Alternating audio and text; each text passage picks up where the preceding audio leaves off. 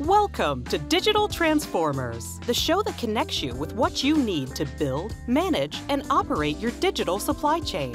Join your host in a timely discussion on new and future business models with industry-leading executives. The show will reveal global customer expectations, real-world deployment challenges, and the value of advanced business technologies like artificial intelligence, blockchain, and robotic process engineering. And now, we bring you Digital Transformers. Hello everyone, my name is Kevin L. Jackson, and I'm bringing you the most recent episode of Digital Asset Innovators.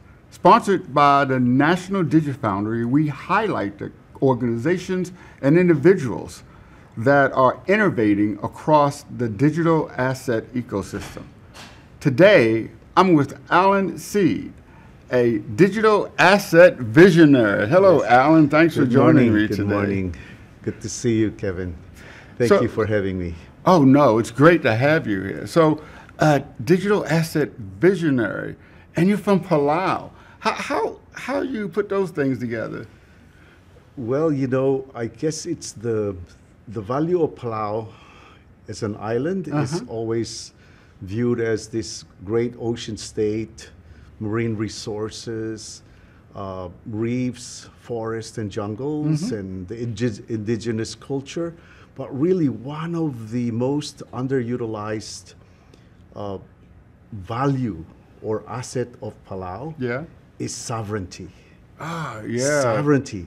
How do you use the sovereignty of a small nation to be at par with larger nations?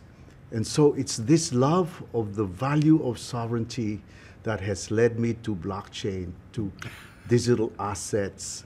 And how do we translate this sovereignty and technology to do good in the area of environmental protection, economic growth, and education?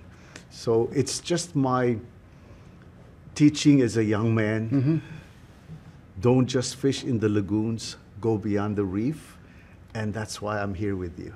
Oh no, I like that idea of going beyond the reef. Yes.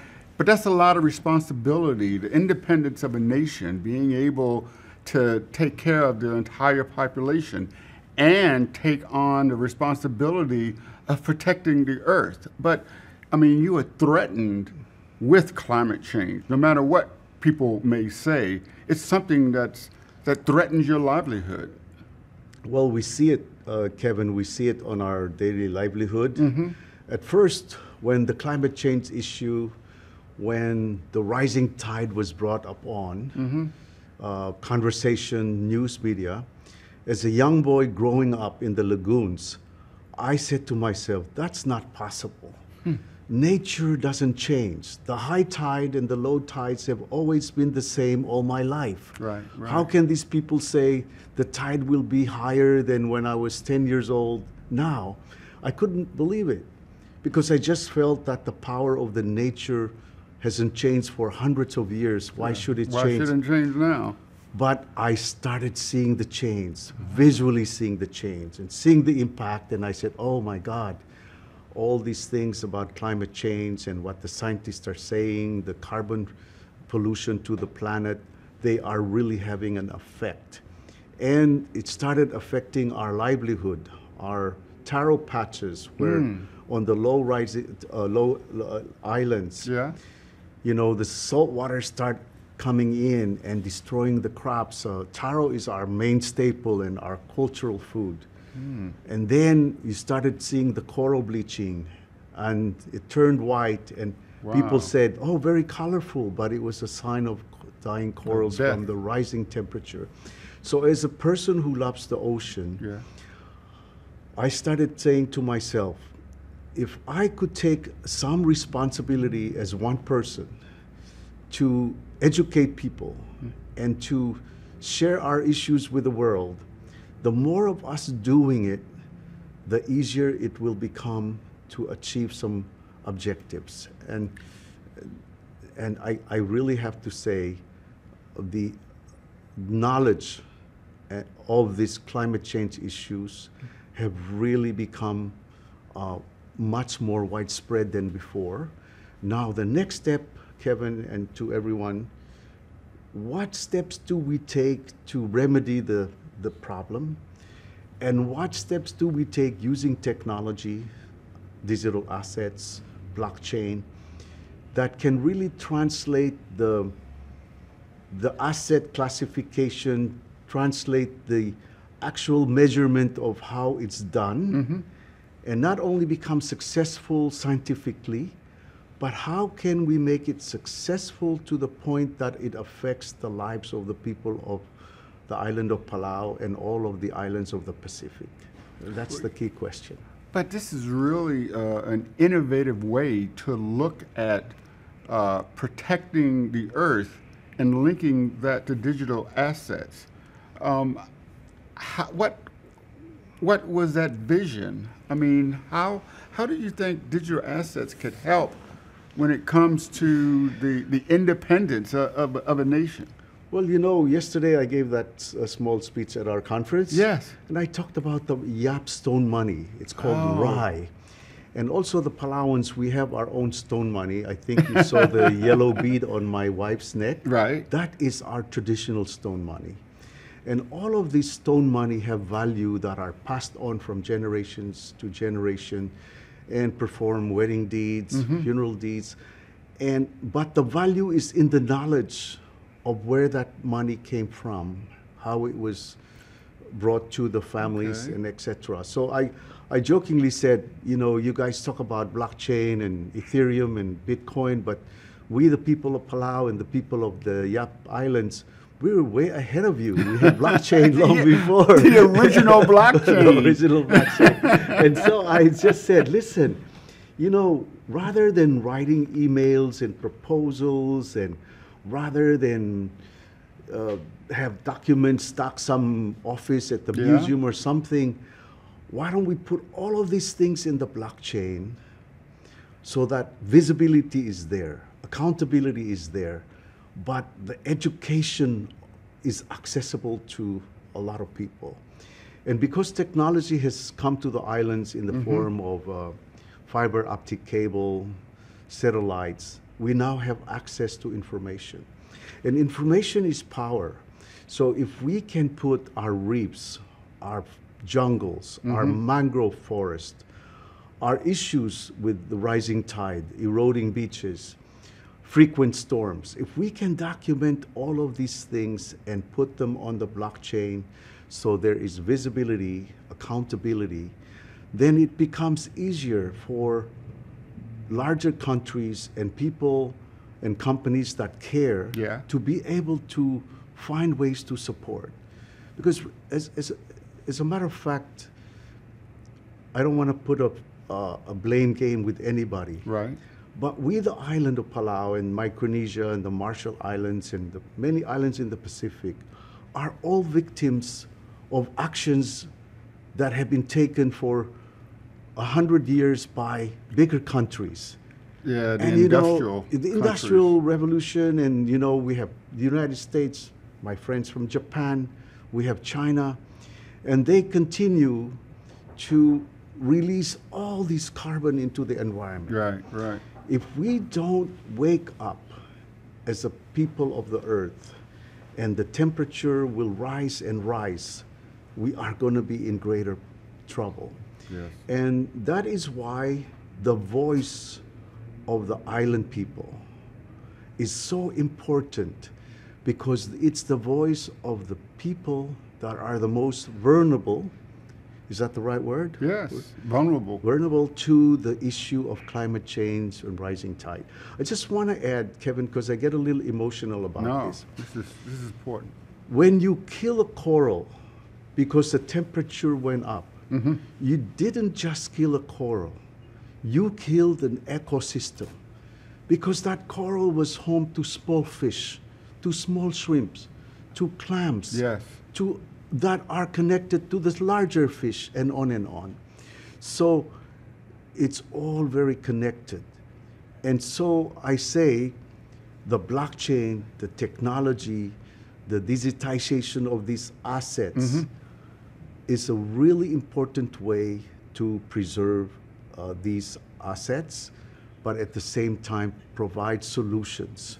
And that's the quest we're on. That's the DZ Foundry Yes. Forum. How do we combine all these wealth of knowledge and technology from all the people that have joined this foundation? How do we put them all to work? And it's not a question of money. There's money here and there and everywhere. Yeah. It's a question of will. Do we want to make it happen for the islands and the communities of the Pacific and other island communities? So Wow, I'll just kind of pause for a moment there because you may have other questions, but I'm really hoping and praying that this issue of climate change Yeah. is not going to be politicized. It's not going to be debated. That the whole leadership of the world come together and say, we have to save our planet and we have to save the islands from further eroding. There's been words saying sinking, rising tides coming in. There are even more low-lying islands that, the storm comes in, just wipes them out. Some islands have even disappeared. So in addition to the climate change issue, Yeah. I just want to add, Kevin, because we have a really big problem in the Pacific with plastic waste. And not only are we being hammered by more typhoons, warmer oceans that are killing our coral reefs, and rising tide that are destroying our crops, we are also getting hammered by loads of plastic trash that are floating from bigger countries to our islands and invading our beaches, taking away the space for the turtles to lay their eggs. And yet we use plastics every single day. Yes. So how do we wake up to the fact that what we're doing needs to be changed? What we're doing needs to be improved. And it really doesn't just begin by government making this policy. It begins with the individual person. I'm not going to use that plastic because I don't want to contribute Yes. to that issue. So I just wanted to mix that issue, and I'm hoping that there's a way that technology and digital assets can also capture mythology to clean up the oceans. No, thank you. This is, this is one reason why we at the National Digital Foundry are so happy and proud to be partnering with you and all of the Pacific Island nations. So as we close, what is the value of the NDF to you? How does your membership support your quest to save the planet? Well, I think what you've done, Kevin, by putting together some of the most incredible resources, National Science Foundation, a U.S. Treasury Department, IBM, Constellation Yes, Networks, Constellation Networks. and Blockchain Academy, which I really admire in teaching people. If we bring all this together, then I see my role as bringing the islands to combine with all these resources. I will speak to our leaders of the Micronesia, the Commonwealth of the Mariana Islands, Guam, Marshall Islands, because the more cohesive support we have, the better chance we succeed. And it begins with education. Yeah. Working with the schools to educate the value of technology and blockchain and how it can be used to educate people about the climate issues and how to educate donors to support and how possibly we could, on the blockchain, make individual persons or corporations take part in the quest to regrow corals, for example, to replenish the reefs, or to preserve the mangrove forest. So for me, Kevin, I am truly honored to be part of our organization, and I'm at your disposal, and I'm hoping that in a small way I can be of some help. No, well, Alan, thank you very much. You are inspiring. And that ends our episode of the Digital Asset Innovators. Please visit us at digifoundry.org. Thank you for supporting Digital Transformers and for being a part of our global Supply Chain Now community. Please check out all of our programming at supplychainnow.com. Make sure you subscribe to Digital Transformers anywhere you listen to or view the show, and follow us on Facebook, LinkedIn, Twitter, and Instagram. See you next time on Digital Transformers.